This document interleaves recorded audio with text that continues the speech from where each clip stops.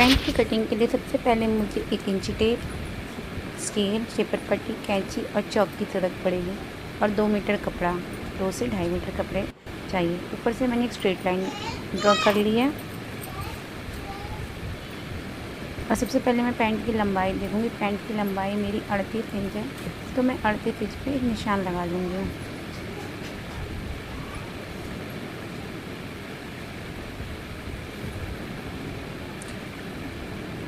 पूरे पे 38 इंच पे निशान लगा के सीधी लाइन खींच लूँगी। इसको मैंने सबसे पहले मैं एक साइड से और यहाँ साइड से भी मैं एक सीधी लाइन खींच लूँगी कि कपड़ा मेरा इक्वल नहीं होता है। इसको इक्वल करने के लिए एक सीधी लाइन खींच लूँगी। पैंट के लिए हमें सबसे पहले 4 चीज़ों की लंबाई की ज़रूरत होती है, हिप की ज़रूरत होती है, कमर की ज़रूरत होती है और नीचे मोहरी की ज़रूरत होती है। हमें 4 मेजरमेंट लेने हैं। 4 मेजरमेंट लेंथ, हिप, बेल्ट यानी कि कमर और मोहरी यानी कि नीचे पैंट की मोहरी। और सबसे बड़ा साइज़ हमारा 38 है हिप, तो हम 38 का 4th हिस्सा करेंगे। कैलकुलेटर की मदद से कर लेंगे। 38 का जो 4th हिस्सा आता है, 38 का 4th हिस्सा 9.5 आएगा। तो 9.5 पे मैं एक निशान लगा लूँगी और उसमें 2.5 इंच मैं ऐड कर दूँगी मार्जिन।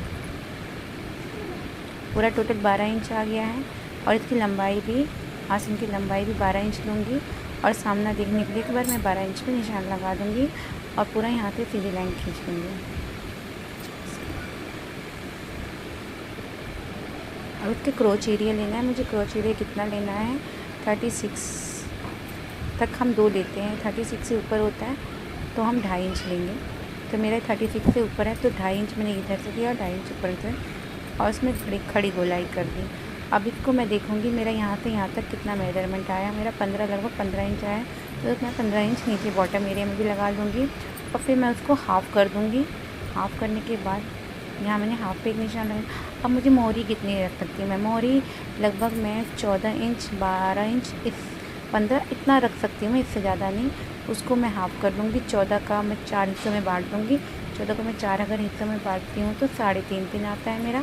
तो यहाँ पे मैं 3.5 पे निशान, आप इंची टेप से भी 14 को 4 हिस्सों में कर लीजिएगा तो 3.5 ही आएगा। 3.5 मैंने यहाँ से निशान लगा लिया, 3.5 मैंने यहाँ से निकाल लिया और हाफ़ इंच मैंने यहाँ पे एक्स्ट्रा दे दिया आसन की तरफ से। सबसे पहले मैं यहाँ से सीधी लाइन खींच लूँगी ऐसे और शेपर पट्टी की मदद से आप यहाँ से शेप दे सकते हैं पैंट की। ये शेप मैंने यहाँ तक दे दी और फिर दूसरा आसन एरिया की तरफ से भी मैं दे दूँगी। इसमें मैंने एक निशान नहीं लगाया, जो कि आप जब लंबाई लोगे पैंट की तो वो आप ज़रूर लगाओगे। लंबाई के साथ जितनी आपकी जो लंबाई होती है वो तो लेनी ही लेनी है। ऊपर से प्लस नीचे की तरफ 3 इंच भी ऐड करना है फोल्ड करने के लिए। ये मैंने नहीं लिया। अगर मैं ऐसे एडिटेड कट कर देती तो मुझे नीचे जॉइंट लगाना पड़ता, इसलिए सबसे पहले मैं यहाँ 3 इंच का मार्जिन ऐड करूँगी, जो कि मुझे फोल्ड करना है पैंट में।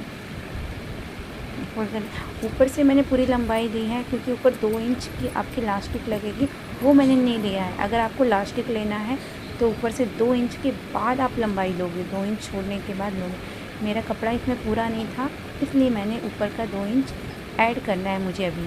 उसके बाद आपकी पूरी लंबाई जितनी है उतनी लोगे प्लस 3 इंच।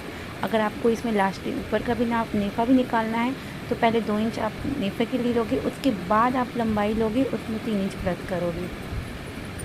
समझ में आया? पैंट के लिए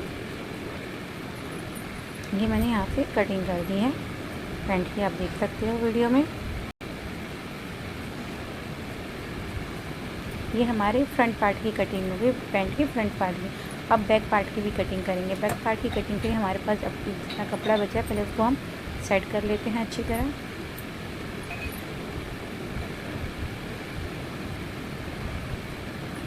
अच्छे तरीके से इसको पूरा सेट कर लेंगे। उसके बाद हम इसको कम से कम फ्रंट पार्ट से 2 इंच एक्स्ट्रा कपड़ा होना चाहिए बैक पार्ट का, 2 इंच एक्स्ट्रा। लेकिन यहाँ तो हमारा कपड़ा ही छोटा पड़ रहा है क्योंकि मैंने कपड़ा पहले, आप ये गलती मत कीजिएगा। सबसे पहले कपड़े का नाप लीजिएगा। कम से कम अगर आपको 36 इंच का पैंट तैयार करना है तो 2 मीटर में हो जाएगा, लेकिन आपको 36 से ऊपर पैंट तैयार करना है 33-38 कम से कम 2.25 मीटर कपड़ा होना ज़रूरी है। ये देखिए मेरा 38 इंच का यहाँ कपड़ा पूरा नहीं था, 2 मीटर भी पूरा नहीं था, 2-2.25 मीटर मुझे चाहिए, तो इसमें कम पड़ गया। अब मैंने हर तरीके से कर लिया, किसी भी तरीके से नहीं हो पा रहा था, लेकिन आप लोग पता है टेलर कोई ना कोई आइडिया तो निकाल ही लेते हैं। तो मैंने भी एक आइडिया निकाल लिया, मैंने इसको दूसरे तरीके से फ़ोल्ड कर दिया। मैंने हर तरीके से, अब मैंने इसको दूसरे तरीके से फ़ोल्ड कर दिया है। ये आपको ऐसे नहीं करना है, सबसे पहले आप कपड़ा ही नापिएगा, लेकिन ये मेरा था इसलिए मैंने एज इट इज़ कर लिया। कि क्लाइंट का मत कीजिएगा, सबसे पहले कपड़े की लंबाई देख लीजिएगा, उसके बाद ही काटिएगा। ये हो गया मेरा।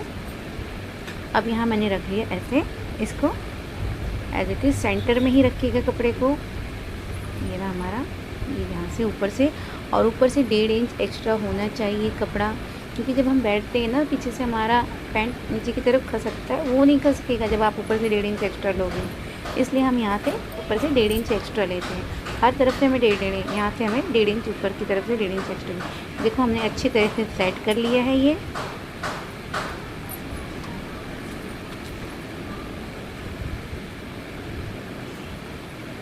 अब यहाँ से सबसे पहले मैं क्रॉच एरिया से यहाँ से 2.5 इंच एक्स्ट्रा दूँगी, जो कि मैंने दिया था 14.5 या 15 के करीब आया था मेरा, 15 के करीब आया था। 15 पे निशान लगा लिया मैंने यहाँ से, और ऊपर से 1.5 इंच एक्स्ट्रा, ऊपर से 1.5 इंच एक्स्ट्रा लेना है मुझे।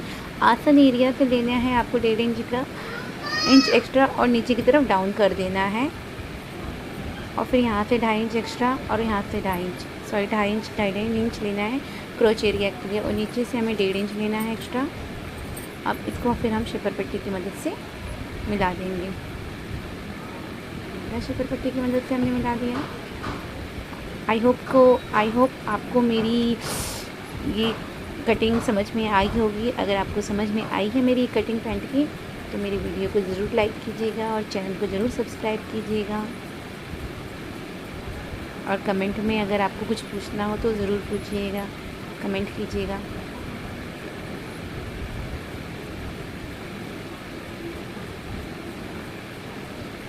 हमें आसन की तरफ से ही एक्स्ट्रा कपड़ा लेना है, जिस तरह हमारा आसन एरिया है उस तरफ से ही हम एक्स्ट्रा कपड़ा लेंगे।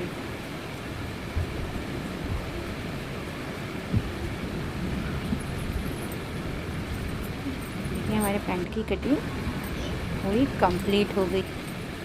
पैंट तो कटिंग हो गई, पैंट में पॉकेट भी तो लगाना है हमें।